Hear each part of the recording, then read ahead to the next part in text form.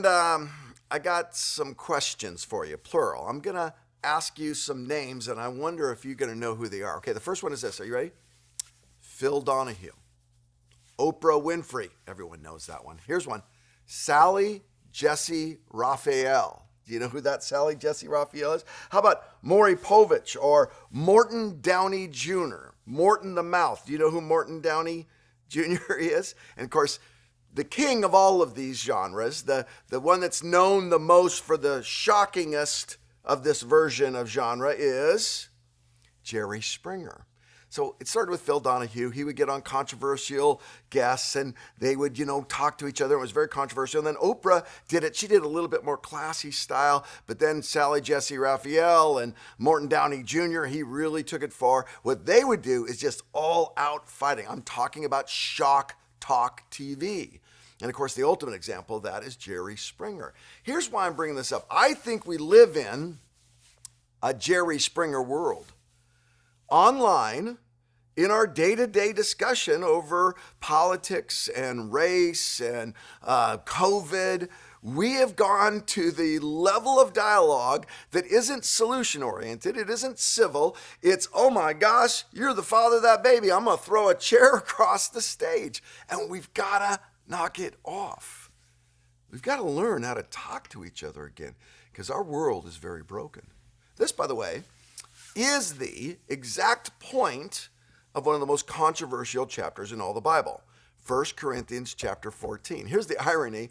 They're having a family feud. They're having full Jerry Springer in the 1 Corinthian church, in the Corinthian church. And Paul writes this 1 Corinthians 14 chapter to bring them together, especially in their church gatherings. And yet this very chapter, because of people's idea about tongues and about prophecy and how they should be used, has become one of the most controversial and divisive chapters ever. It's okay to talk about the different ideas on what tongues could mean in that chapter and prophecy and the supernatural. Has it stopped or is God still doing that? Where does tongues fit in? Should we still have them in our small groups and church services? That's okay to talk about that, but don't talk about it and miss the main point. What is the main point? Let's go ahead and look at 1 Corinthians 14:26. When you come together, this is any small group, any church service. When you come together, each one of you has a hymn or a word of instruction, a revelation, a tongue or interpretation. Everything must be done so that the church may be built up. What's the purpose of gathering?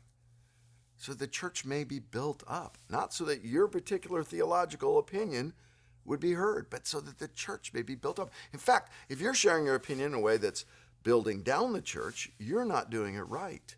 And even if you're not quite right in your opinion, but it's building people up and opening people up to God and His Word, man, you're doing it right.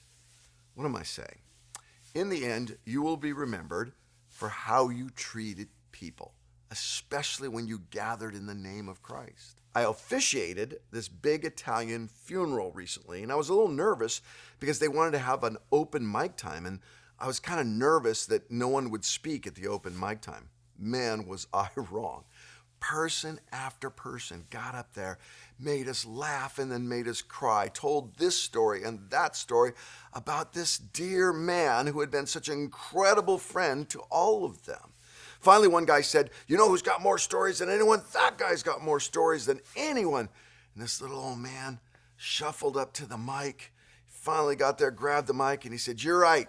I do have more stories about him than all of you, but none of them make him look good, so I'm not going to tell any of them. And he threw the mic down, and everyone roared laughing. You see, they knew that this man had done a great job of loving others well. He was a famous politician. He was a big deal, both in work and what he owned, but no one mentioned his net worth. They didn't talk about the type of cars he drove. They didn't talk about the house that he lived in. They didn't talk about what was in his bank account. In the end, they talked about how he had built them up.